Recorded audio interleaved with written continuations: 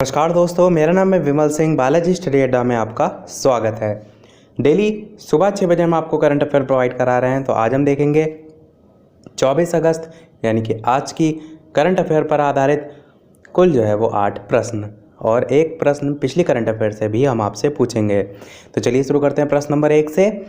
पहला प्रश्न कह रहा है कि ई पाठशाला शुरू करने के लिए भारतीय खेल प्राधिकरण ने निम्नलिखित में से किसके साथ हाथ मिलाया है? 4 ऑप्शन है, बताना है आपको कौन सा सही होगा। तो अखिल भारतीय फुटबॉल महासंघ जो है वो बिल्कुल सही हो जाएगा।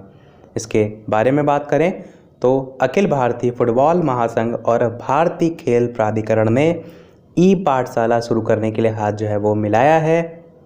ये रचनात्मकता को पहचानने और फुटबॉल में रुचि विकसित करने के लिए एक वेब प्लेटफॉर्म है। देखते हैं दूसरा प्रश्न। अगस्त 2020 में किस बैंक ने डिजिटल सिक्योरिटीज़ के खिलाफ ऋण स्कीम जो है वो लॉन्च की है? 4 ऑप्शन है, बताना है कौन सा सही होगा। तो यस बैंक आपका सही हो जाएगा।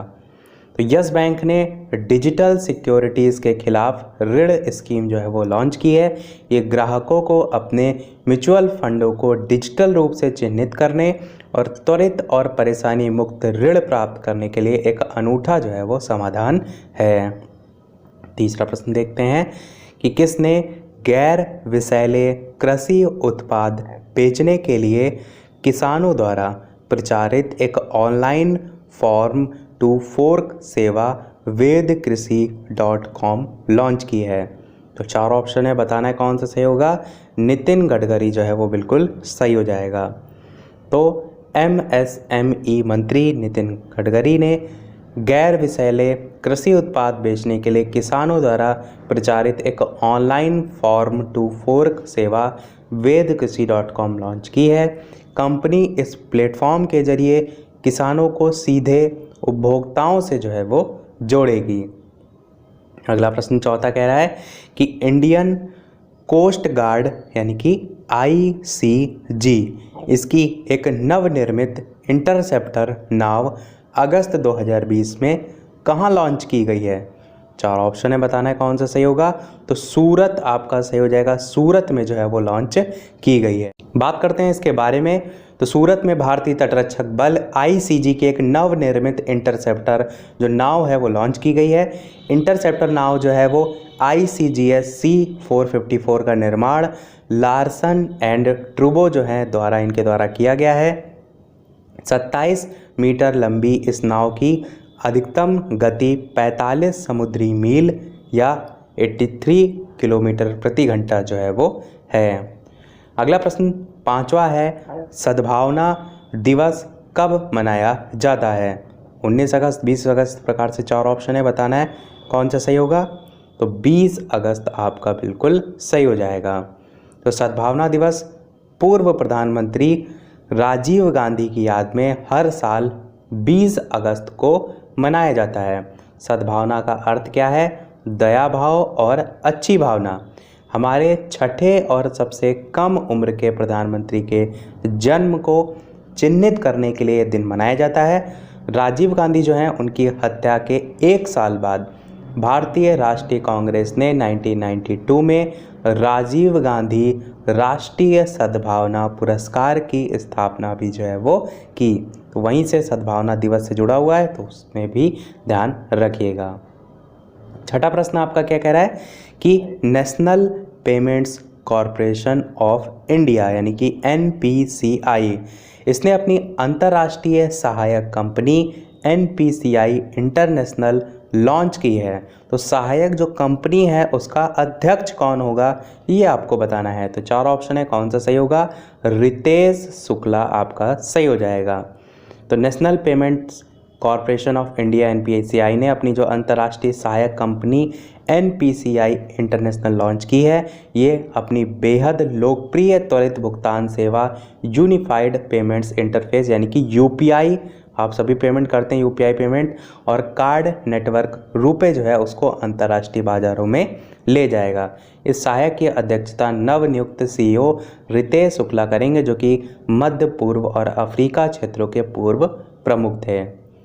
7वां प्रश्न कह रहा है कि किस देश ने काले सागर तट से दूर एक बड़े प्राकृतिक गैस रिजर्व की जो है वो खोज की है, जो कि आयात पर देश की जो निर्भरता है उसको कम करने में मदद करेगा। यानी कि जो बाहर से चीज़ें मंगाई जाती हैं कहीं ना कहीं सेल्फ डिपेंडेंट हो जाएगा, तो बाहर से चीज़ें कम हो जाएंगी। तो वही यहाँ पर पूछा गया है। तो 4 ऑप्शन है, कौन सा सही होगा?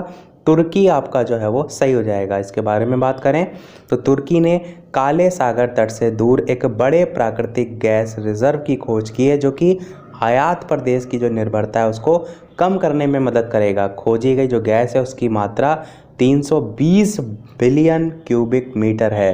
तो याद रखिएगा, तुर्की को 2023 तक गैस निकालने और उपयोग शुरू करने की जो है वो भी उम्मीद है।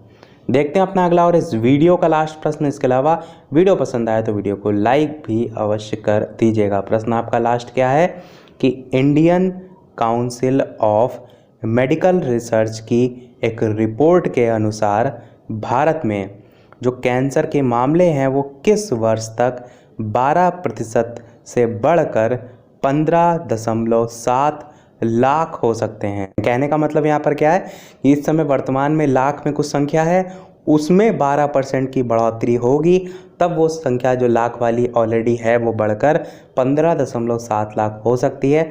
तो किस सन तक यानी कि किस साल तक ये जो है वो कंप्लीट होगा, Indian council of medical research की रिपोर्ट के अकॉर्डिंग यहाँ पर पूछा गया है। तो 4 ऑप्शन है, कौन सा सही होगा? 2025 आपका बिल्कुल सही हो जाएगा। इसके बारे में बात करें तो भारत में कैंसर के मामले मौजूदा 13.9 लाख मामलों के मुकाबले 2025 तक 12% बढ़कर 15.7 लाख हो सकते हैं। Indian council of medical research ICMR की एक रिपोर्ट में ये बात जो है वो सामने आई है।